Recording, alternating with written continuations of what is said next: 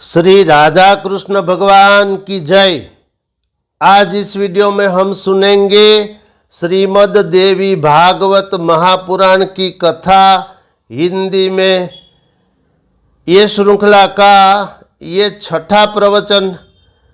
जैसा कि आप लोग जानते होंगे, पिछले प्रवचन में मैंने श्रीमद् देवी भागवत महात्म्य पुराण के दूसरे अध्याय के 52वें श्लोक तक कथा कही थी।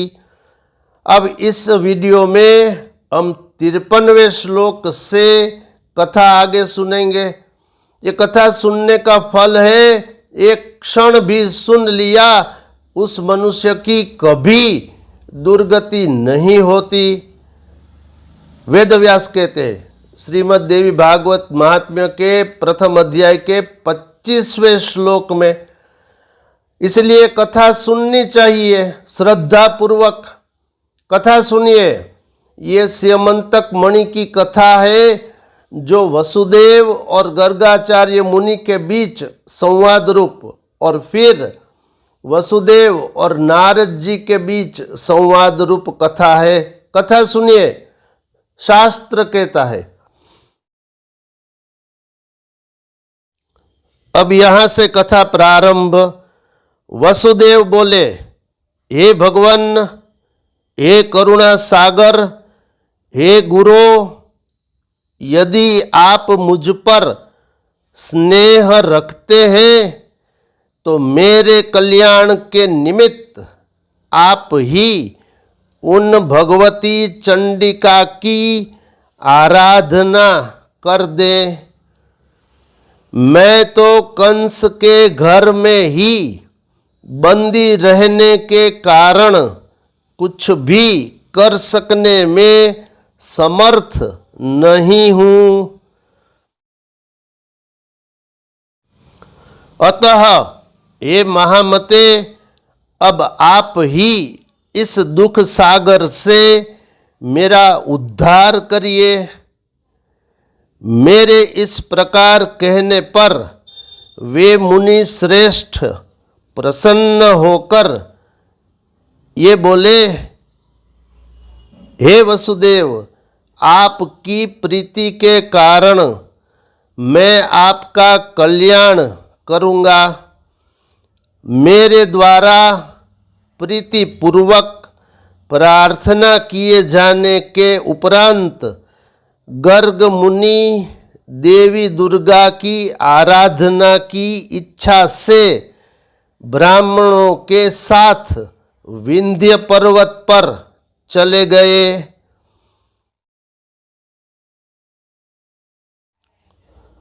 वहां जाकर जप एवं पाठ में तत्पर रहते हुए गर्ग मुनि जगत की मातृस्वरूपा और भक्तों की कामनाओं को पूर्ण करने वाली देवी भगवती की आराधना करने लगे। जप, पूजन इत्यादि अनुष्ठानों की समाप्ति के पश्चात आकाशवाणी हुई कि हे मुने, मैं प्रसन्न हो गई हूँ, अतएव तुम्हारे कार्य की सिद्धि हो जाएगी।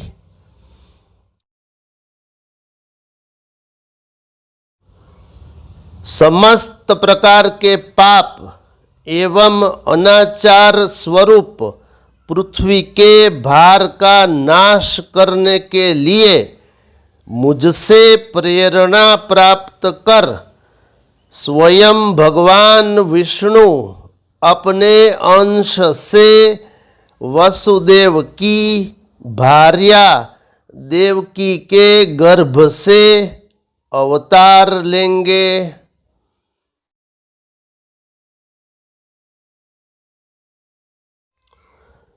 कंस के भय से वसुदेव जी उस शिशु को लेकर शीघ्र ही गोकुल में नंद के घर पहुंचा देंगे और वहाँ से यशोदा की कन्या को लाकर अपने घर में राजा कंस को दे देंगे।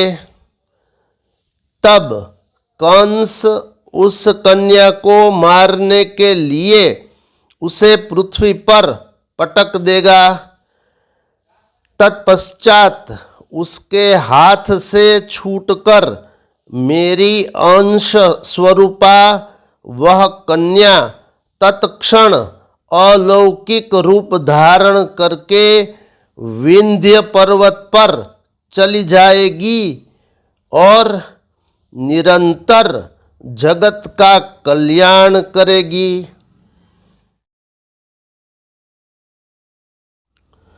इस प्रकार उस आकाशवाणी को सुनकर गर्ग मुनि भगवती जगदम्बा को प्रणाम करके प्रसन्न मन से मथुरापुरी आ गए।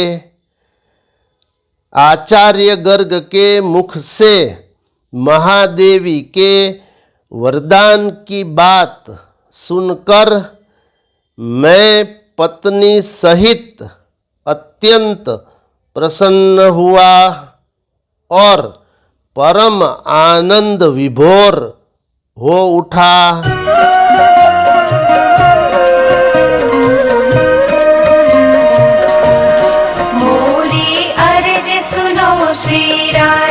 राधे अर्ज सुनो श्री राधे राधा रानी सुनो राधा रानी सुनो मोहे श्याम से तू मिलवा दे मोरा जन्म सफल करवा दे राधा रानी। तब से मैं देवी के अत्युत्तम महात्म्य को जान रहा हूँ और हे देवर्षे आज भी आपके मुखारविंद से मैंने वही देवी महात्म्य सुना है।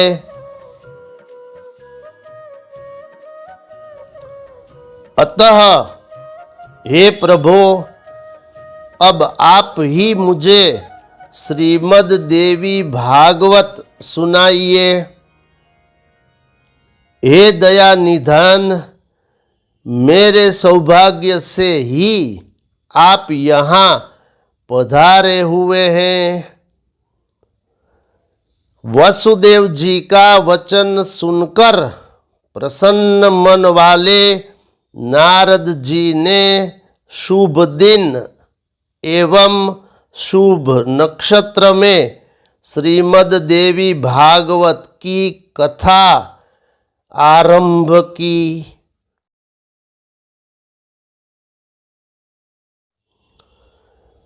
कथा में आने वाली विघ्न बाधाओं के शमनार्थ ब्राह्मण देवी के नवाक्षर ओम एम ह्रीम क्लीम चामुंडायै विच्चे मंत्र का जप तथा मार्कंडेय पुराण में वर्णित देवी स्तोत्र का पाठ करने लगे। प्रथम स्कंध के आरंभ से ही वसुदेव जी देवर्षि नारद के मुख से निःसृत अमृत स्वरूप श्रीमद् देवी भागवत पुराण का भक्ति पूर्वक श्रवण करने लगे।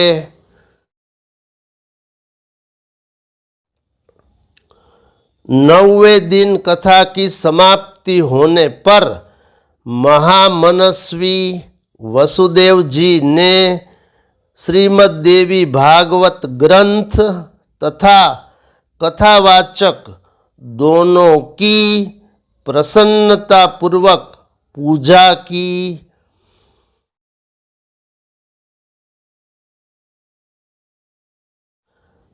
अब इस वीडियो में कथा यहाँ तक।